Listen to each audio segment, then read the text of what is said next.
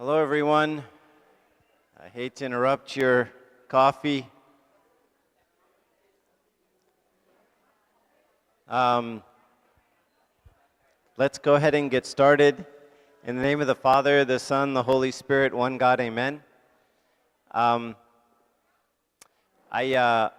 thought today we would talk about a topic that I think is kind of hard for a lot of us. Is this loud enough, or should we make it louder? Louder. Does anyone know how to make it louder? Oh, that one's louder. Is this louder? Yeah, this is much louder. Okay. A topic that I think is very important for all of us is choosing the cross. And I want to start with something Christ said the night before the cross. If in the three Gospels, and you can see them there, he says, "Father, if it is your will, take this cup away from me." And then the next verse he says, "Abba, Father, all things are possible for you. Take this cup away from me. Nevertheless, not what I will, but what you will." And in Matthew he says, "Oh, my Father, if it is possible, let this cup pass from me. Nevertheless, not as I will, but as you will." And you can see it's clear Christ, now is it too loud? It's clear that it's almost like Christ doesn't want the cross. And it's clear he didn't want to suffer. And so the fathers kind of look at this and they think about, what does this mean? And Christ as a human being didn't want to suffer. And no human being wants to suffer. And this is sort of the mystery of the divinity and the humanity of Christ, the person of Christ, is that we don't really understand how this mix works, but we can see him saying something very human. Nobody in their right mind would say, "I want to suffer." And so he's asking God the Father to take this cup away from him. And both St. Athanasius and St. Cyril talk about this, about how he's avoiding or wanting to not deal with the misery of this suffering that's coming. But then it's clear that he chooses it. So now look at the next part of the same verses. "If it is your will, take this cup away from me, but nevertheless, not my will, but yours be done. Take this cup away from me, nevertheless, not what I will, but what you will. And let this cup pass from me, nevertheless, not as I will, but as you will." And so then he chooses the cross. So it's like in this one moment that encapsulates the perfect response for all of us when we deal with problems. I don't want the problem. I don't want the suffering. I don't like this. That is a normal thing to feel and to say. Nobody wants to suffer. Nobody wants to deal. But then the next response is, "Nevertheless, not my will, but your will." And so in this very small sentence, Christ teaches us how to pray. I don't want the cross, but I will accept the cross. Not my will, but your will. And this really comes down to all of our lives, all the things that we have to deal with. And then he even says, when he's talking to his disciples, he says, when he's talking about the cross later, he says, "No one takes it from me, his life." He says, "But I lay it down of myself." Which means what? Not only has he chosen the cross, but now he's leaning in. And now he's saying, my life is up, and I will lay it down of myself. I choose to lay down my life. So we went from, "Let this cup pass from me," to "Thy will be done," to "I will lay down my life of myself." Right? And you see this progression. And this progression is the human progression all of us must go through in every one of our difficulties. And we do it over and over and over again. Start with the cross, "No, thank you." And then we say, "Okay, fine, thy will be done." And then we say, "I will lay down my life of myself." Right?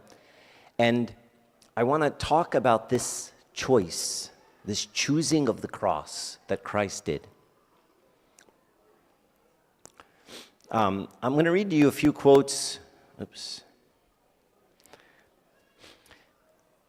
For true friends of Jesus, evil does not exist.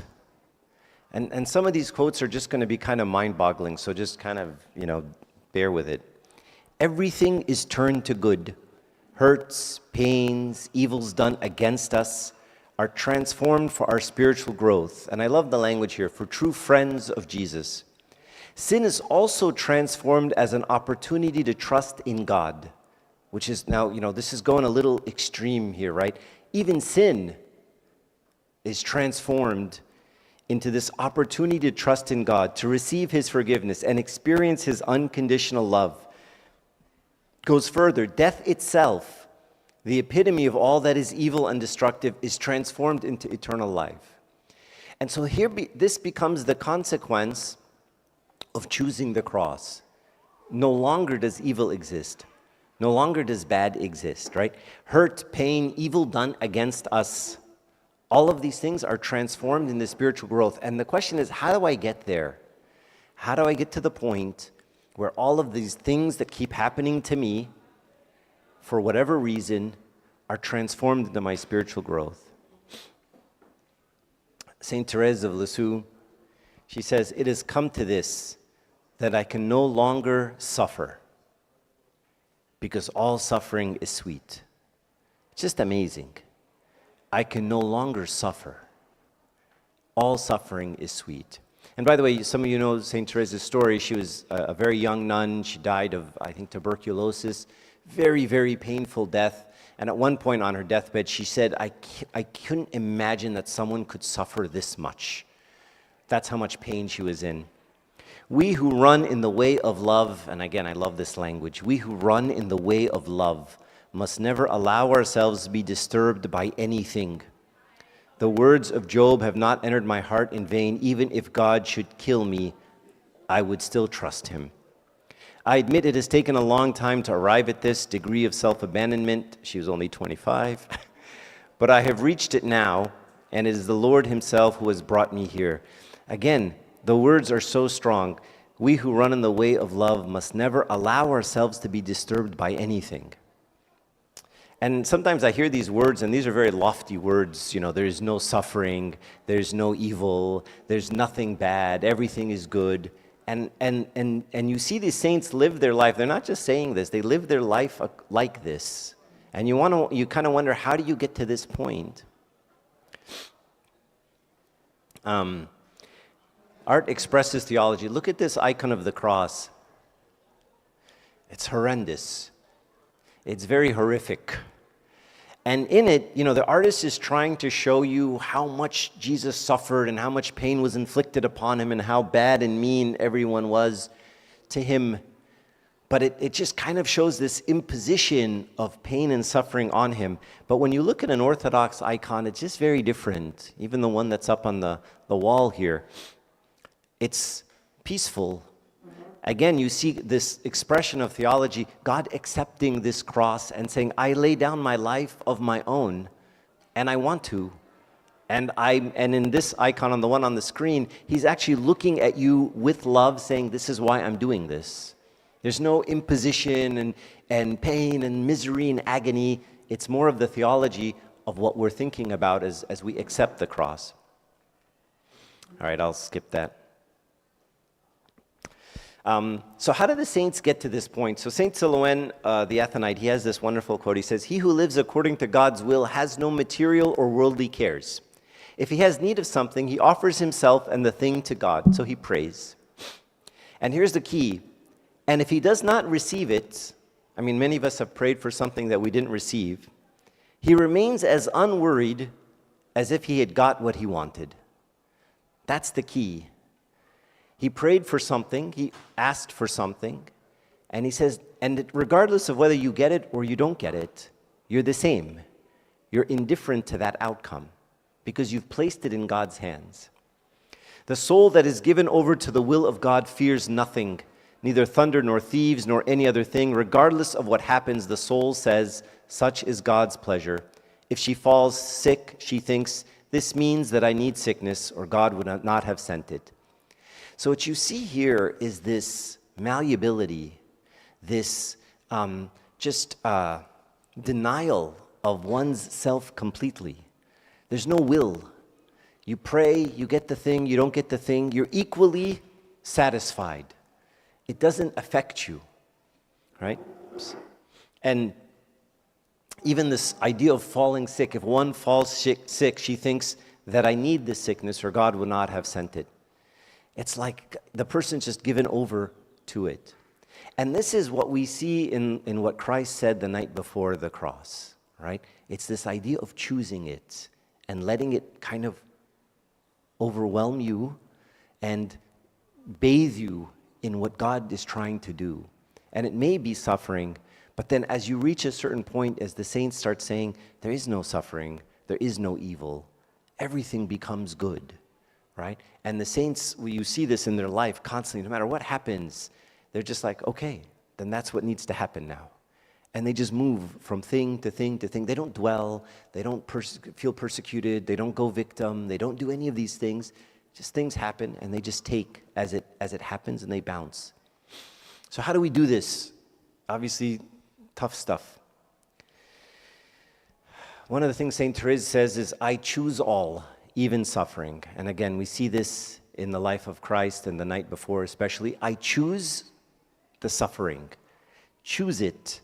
Say, that's what I pick. That's what I want. I want this thing to happen. And resign yourself to the present moment. Don't dwell in the future or the past. Don't say, oh, if this hadn't happened, then maybe that wouldn't have happened, or maybe this is going to happen and I've got all this anxiety about the future. Just stay in the moment right now and say, I choose this moment as it's happening right now. And resign yourself. One of the fathers says, if God desires it to rain, desire the same. If God desires the sun to shine, desire the same. If God desires to make things pleasant, desire the same. If God desires to visit you with hardship and struggle, desire the same. Desire what is happening. Pick it. Don't fight against it.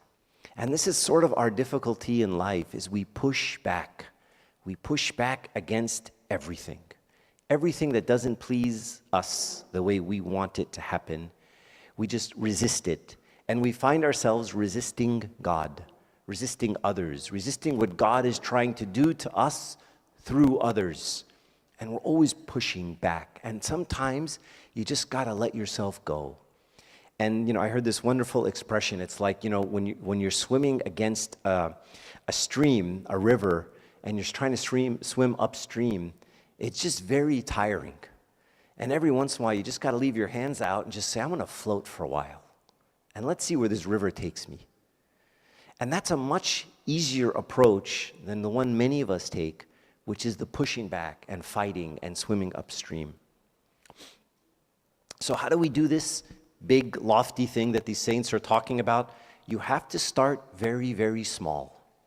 And I came across this quote from Father John. He says, in the spirit of conformity to his holy will, we should accustom ourselves to putting up with the little daily irritations. So this is where we can all thrive. Small, little daily irritations. Don't go for the big things. Don't go for martyrdom and, I'm going to handle it. You got to start small. Such as words that wound our self-esteem. A fly or a mosquito that annoys us. The bark of a dog, your neighbor's dog that's always barking. Knocking into something as we walk along. A small accidental hurt. A light bulb suddenly going out. A tear in our clothes. A pen that won't write. And so on. In one way, it is even more important to practice conformity to God's will in these small things rather than in larger ones. Why? Both because they're more frequent and because the habit of supporting them in a Christian spirit prepares us in advance in a natural way to show resignation when we have to face the serious difficulties. So what he's basically saying is, the fly and the mosquito and the barking and the pen that doesn't, or the little annoyances, that's where we practice choosing the cross. Don't practice on the big stuff. It's not going to work. Practice on the little stuff. That rapper is the loudest rapper I've ever heard in my life. So I'll tell you this story. Now he's just trying to piss me off. That's okay. That's okay. It's all the little stuff. Yeah, that's true. God was sending the rapper and I failed. For those of you who didn't hear, he said, it's hard to practice what you preach. Yeah, that's exactly what was happening. The rapper was annoying me, and I'm like, when's he going to freaking stop with the rapper?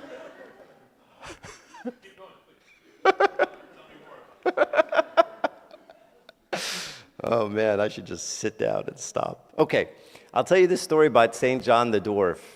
It says, Ava John the Dwarf, we call him St. John the Short, had prayed God to take his passions away from him so that he might become free from care. He went and told an old man this, I find myself in peace without an enemy, he said. So imagine this. He prays that God take away his passions, and God does. And then he goes and he tells the old man, I'm in peace.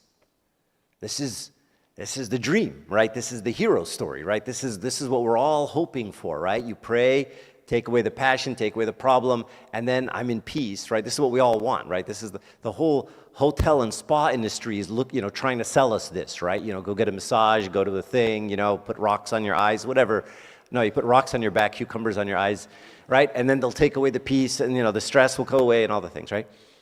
So what does the old man say? The old man said to him, go beseech God to stir up warfare so that you may regain the affliction and humility that you used to have. For it is by warfare that the soul makes progress. Wow. The old man says, go back quick. Tell God, never mind.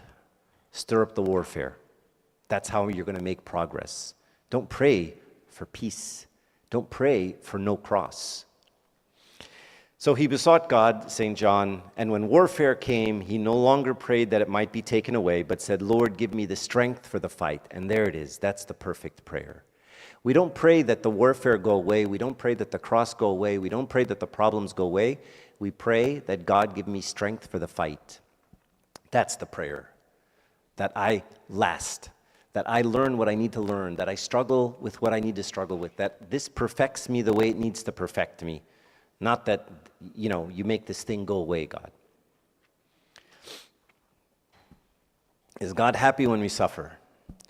So I'll tell you guys a story. Some of you guys, many of you know my daughter. So my daughter was working at Chick-fil-A right here on campus, and when she was 16, and I was very happy that she got this, she got a job, and she wanted to get this job, and I wanted her. We live in Irvine, it's a bubble, right, and kids are spoiled. So I was like, okay, you're gonna work now and stand on your feet for an hour and make $14 and see what that feels like, right? I was very happy, and then one day she came home from work, and I said, how was work? And she said, it was terrible. So there's a big trash can in the Chick-fil-A. You all know the big one right in the middle. It's called the Whale, apparently. And you're supposed to put a thick trash bag in it. And someone had put the thin trash bag in it. So as she was taking it out and she was walking to the back alley to put it in the dumpster, the thing burst and all this Chick-fil-A trash went everywhere. And she had to scoop it all up by hand and throw it in the bin. Okay? And she told me this story, and I was so happy. I was like, this is the best thing I've heard. And she's like, it was terrible. I'm like, I know. That's the way life is. It's hard. Right? So maybe I'm not a good dad, but so was I happy that she was suffering? Yeah, kind of. Because I knew it made her better and stronger, right? And it taught her a lesson. Right? I'm not mean. I don't think I'm that mean, right? So this quote, this from a spiritual writer, he says, what if God knows the thing we need first and most is prayer? What if the main objective in God's heart is the supplying of our great and endless need, the need for Him? What if the good of all of our smaller and lower needs lies in this, that they help to drive us to God? And then this quote, this end is wonderful, this analogy. He says, hunger may drive the runaway child home. So, you have a kid who's run away, and after a day or two, he goes back because he's hungry. And he may or may not be fed at once, but what he needs is his mother more than his dinner. So the hunger brought the runaway home, but that's not what he needed. He needed his mom. And so sometimes these needs that God gives us, the hunger, the pain, the broken trash can, what if in the case of this trash can, really the point was for her to look up and say, God, help me get through this day? Right? That we recognize that the need that we really have is Him, and that these little needs drive us to Him. And they're constant reminders in our life that we need to be looking towards Him to fix some of these things. Okay, so when a cross happens, could you close the door if you get a chance? Yeah, just close it. Thank you, sweetie. So here are the wrong questions to ask when something bad happens, and these lead to bad places. Why has this happened to me? What did I do wrong to deserve this? What mistake did I make? What did I do to God to deserve this suffering? What's the explanation of it all? What's causing it? How long will it go on for? What's the quickest way out? Whose fault is it, my own or another person's? Who is to blame? Whenever we run into a muck, these are the questions that sort of come to mind. And I'm just going to give you some advice. These questions all lead down the wrong road, right? This is all about finding someone to blame, trying to be a victim, and being victimized by other people, right? People messed up. People did this to me. Then sometimes when the victim mindset gets really bad, I become a victim of God. God did this to me. God had no right to do this to me. And then some people will say, explain to me why God did this. And the answer is, I really have no idea. Right? And that's not my question to answer. I don't know. I may never know. You may never know. And that's not the point. So let's try to avoid these questions because they take us down the wrong path. All right. St. John Chrysostom talks about this idea of fire and in a beautiful analogy. He says, wait till the end and you will see the outcome of events. Don't fuss, don't worry. Imagine someone who is not of the trade watching a blacksmith start melting down gold and mixing in ashes and straw. Right? So you don't know what you're doing, you're not a gold person, and you watch some guy take some gold rings, and then take a blowtorch and start burning the gold. And you don't know how gold works. If he does not wait till the end, he will think that the poor piece of gold is going to be destroyed. Yet the blacksmith does this to make the piece pure gold. Right? So if you're watching him burn gold, you may think to yourself that you're going to burn it. But the blacksmith who knows what he's doing, obviously is like, no, I'm purifying it. And so our lives are very much like this, right? Because if you're that piece of gold right now, what are you saying? Ouch. This is painful, right? And in the hands of anyone else, it is. But in the hands of a goldsmith, it's purification. And so what he's saying is, wait till the end of the events. Don't try to guess what's happening. Don't pray for the fire to stop. Let the purification happen, and it's not pleasant often.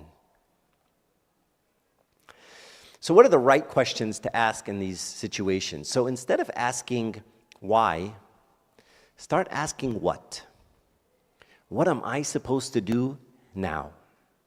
And those are the questions that help us move forward. What does God want of me here? Not why did this happen? Why did God do this? Why did God allow this? Why did these people do this? They shouldn't have done this. No, that's not going to get you anywhere. Say, I'm here now. I'm in the present moment. What does God want of me right now? What is the right way to live through this moment? Which part of the gospel am I called by this situation to put into practice now? Is there a verse or a virtue or a spiritual principle that I need to apply and dig deep into right now? What acts of faith and hope, what progress in love am I being asked to make today in dealing with this particular situation or this person? What good can be accomplished in this situation that depends on me? Can I turn this bad thing into good? Is there any way I can do this? And what would it need from me? Without fretting anymore about what other people should do or should have done, we look to our own responsibilities. Focus on what you can do, because there is nothing more stressful than dealing with something you can't control. That gives us so much anxiety. I was reading a book yesterday about media and the watching suffering in the world. and how when you watch suffering in the world, and, all over the world, it actually doesn't make you empathetic. It gives you the opposite. It makes you a little cold, and it makes you angry, because you're watching all these people suffer and you can't do anything about it. And so you become frustrated and you say the leader should be doing something, the president should be doing something, other people should be and you get angry watching people suffer. What good, depending on me, can I do today that nobody else can do? Where's my competitive advantage in doing good? Right, so as we start to approach the cross and we start to think about choosing the cross, these are the ways in which we can choose the cross and we can find the spiritual benefit for us to gain from choosing this cross.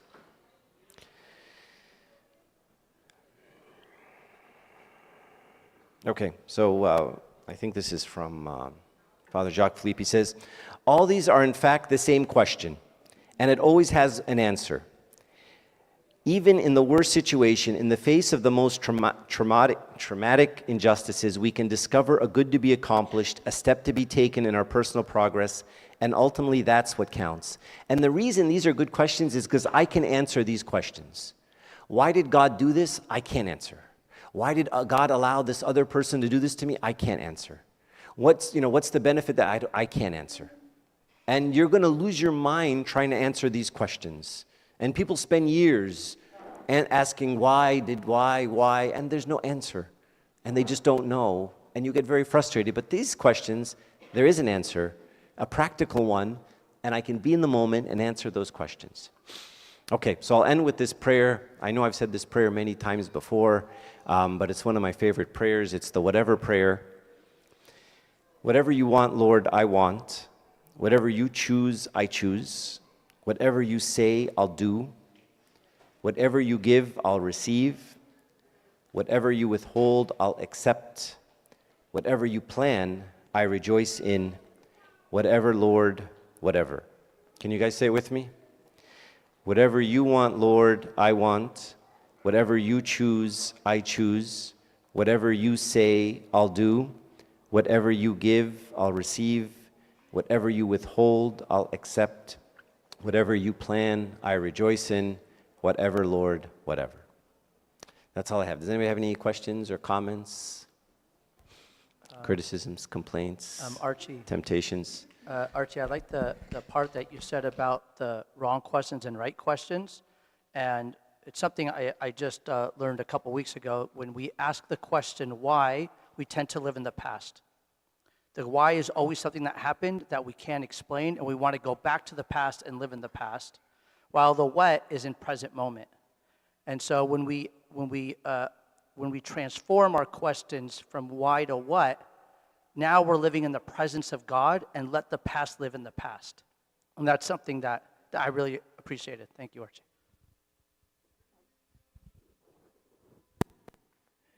That was one of you guys.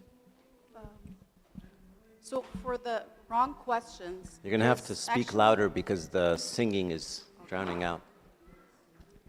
Okay, so for the wrong questions, there's actually a couple questions that maybe we do need to ask ourselves. Because some of the crosses that we think it's crosses, it's just consequences of actions that we took. So sometimes it's reflection, was it my fault? Like, where was I in this situation? Or also who to blame to make sure that I'm not falling in self-guilt. And it has to be done through prayers too, accompanied with prayers, because you can go down loopholes and either self-guilt or just you blaming somebody else and getting yourself out of it. Yeah. So I think some reflection before it's just across from God and just keep going that way. That's a very, very good point. Sometimes we think these things are, I heard this and this is why, having a father in confession helps, because he helps you see what you don't see in yourself. I heard this funny story once. This priest was telling me, he didn't tell me the name, but he said this guy was complaining that they were persecuting him at work and that he's a Christian and he's dealing with this persecution, but I'll be strong and I will deal with the persecution of the bad people. And then he asked him, what's happening?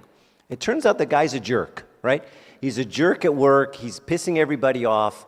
And so they all hate him because he's, a jerk.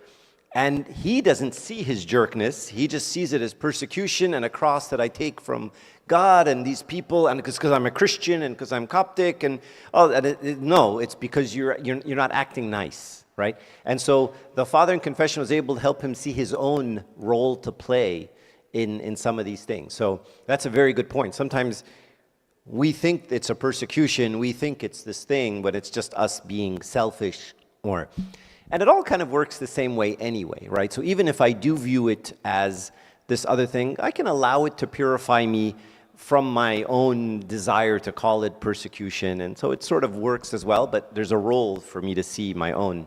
Absolutely, yeah. Yeah. So maybe these questions for self-reflection, whereas... It could be, yeah. I mean, so if it could be if you're looking for, what I could have, I think these are a good place maybe to start the process, just to make sure I didn't have a role in some of these things. I mean, obviously, when there's a disease or something that comes from the sky or something kind of happens, it's usually, not ours.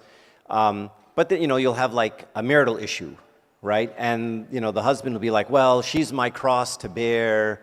And I'm like, well, what are you doing, bro? Like, there's takes two here. So it is good to sort of, poke at yourself a little bit. I think what's unhealthy is when you start getting into the why did God do this to me, thinking. And then a lot of people will start attacking themselves. And that's actually the one of the hardest attacks to deal with, is when you blame yourself for something. You get a disease and you say, it's because I'm a sinner and I've sinned my whole life and now God is punishing me. And that's a very destructive loop to go down, because it's very hard to come out of that. Yeah, go ahead, Fadal. It's the same thing. I think everybody was talking about the same thing. It was the wrong questions. I feel like it's more like where you should actually start. It's not to avoid, because it should be a journey that would start with you when you ask those questions. Because if you're questioning timing, for example, you might not find the right answer of this is the timing. This is the time that you should expect this to be over. But actually, in fact, it's actually question the timing in your mind. And then you might come with the answer that says, this is the perfect timing. So it's, as everybody was saying right now, it's like a reflection, maybe, that when you ask those questions, it's going to lead to the answer. Because sometimes we need actually to go and visit the past, so I can forgive myself maybe, or find where it actually did start. Yeah. And from that, we can move on. And we can actually proceed from the present. If we can't really go back to the past and think about what we did, maybe we can just figure out that it's we've been sinning a lot. We've been actually living in a sin that we can really realize that way. But now it's a time for us to wake up and see where actually we fall, and then start from that point, maybe from the past. Yeah, I like that. I like that. And the one thing you want to avoid and you want to be a little careful of is insisting on finding an answer. When you insist that I need to know why this happened, sometimes you have to let that go. Any other questions? Comments? All right. Glory be to God forever. Amen. Let's stand up and pray really quick.